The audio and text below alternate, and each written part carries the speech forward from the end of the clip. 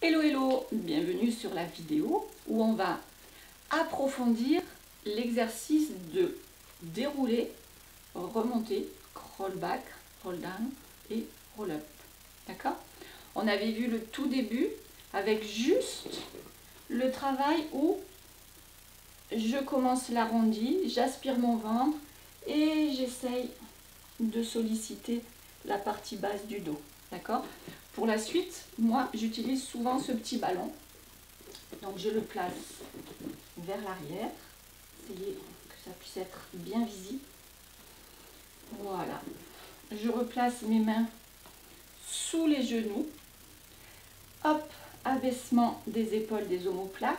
Ici, cette posture-là va me permettre d'être solide dans ma ceinture scapulaire. Et c'est parti. J'inspire. À l'expire, j'avale le ventre. Et là, je sens grâce au ballon que j'appuie avec le bas du dos et que je peux enrouler la colonne, bien sentir le ventre creuser. Puis je commence à faire l'arrondi. Ma tête s'étire, mes cervicales s'étirent. On se retrouve donc dans un allongement vertébral. Ma ceinture scapulaire est placée et je peux même contrôler que je ne suis pas en train de pousser. Ok, et je remonte, je reprends, s'il faut je replace le ballon, placement,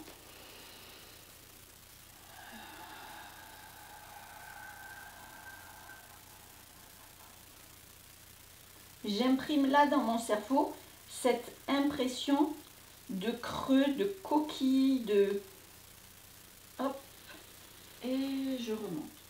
Donc on va réaliser ça plusieurs fois pour que les gens comprennent bien cet enroulé grâce au ballon, pour qu'à un moment donné on puisse le faire. Je me retrouve ici dans la même position que j'avais avec le ballon. J'essaye de sentir que je suis loin d'être crispée, je suis tenue. Et puis tout doucement, je vais continuer à tenir mes cuisses. Faire attention que ça ne sorte pas. Et s'il faut, je vais ramener un petit peu mes jambes pour aider mon dos à basculer tranquillement, correctement. Je suis donc en allongement vertébral, pas de pression. Je continue à dérouler. Ici, pour imprimer au cerveau, je reviens sur la posture neutre. Et au départ, moi, ce que je propose, c'est de remonter par le côté. L'idée, c'est que le cerveau apprenne en priorité un sens. On apprendra après la remontée, parce que les deux en même temps, ça va peut-être court-circuiter pour des gens qui sont en difficulté. D'accord? Donc je refais une fois la descente et après on verra la montée. Allez. Je me grandis, je place, j'inspire. Et hop, j'avale mon ventre. Vous vous souvenez, comme si ici je recevais un impact et l'impact est absorbé. Puis je déroule vertèbre par vertèbre. Je reste concentrée sur mes sensations. Hop, je continue à dérouler, pas de ventre qui pousse. C'est mes bras qui me tiennent. Hop. Si j'ai besoin, je peux même allonger les jambes pour retrouver mes sensations. Puis, je tourne sur un côté et je remonte. Ok? Ce qui est encore important pour cette deuxième étape, c'est qu'on a tous des segments et des longueurs de segments différentes.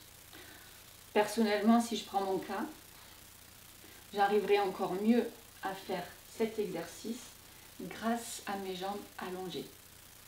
Donc, on peut très bien utiliser le petit ballon pour avoir un support, éviter de contracter ou pas, comme on veut.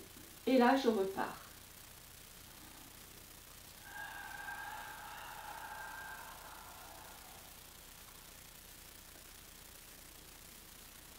Voilà, je reviens dans mon neutre. Dans la méthode classique, on va faire partir les bras d'ici pour aider à remonter. Parce qu'en fait, ça vient des machines. En machine Pilates, il y a un appareil qu'on tient et ça permet de remonter. D'accord? Donc à vous de voir. Personnellement, au début, je ferai repartir le retour d'ici. Ce qui est important, troisième étape dans ton apprentissage pédagogique, c'est donc de pouvoir laisser le choix aux personnes quand elles se connaissent mieux, si on part fléchi, si on part tendu, ou encore troisième option, je pars fléchi et je laisse les jambes se tendre pour gagner en facilité.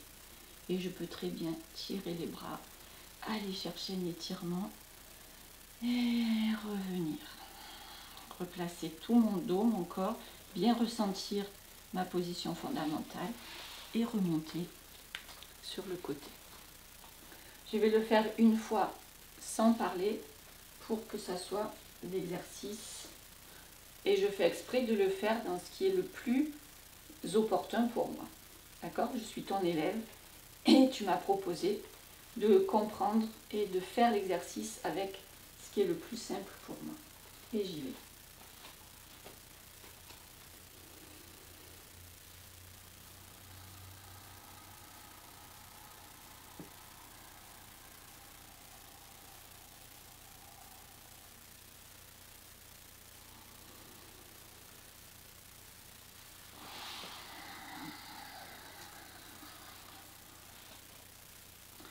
Voilà, donc pour conclure, on voit bien que c'est un exercice qui a des phases d'apprentissage, comme pour beaucoup, et à un moment donné, dans la vie de ton pratiquant, eh bien sûr, ça va devenir un exercice fluide.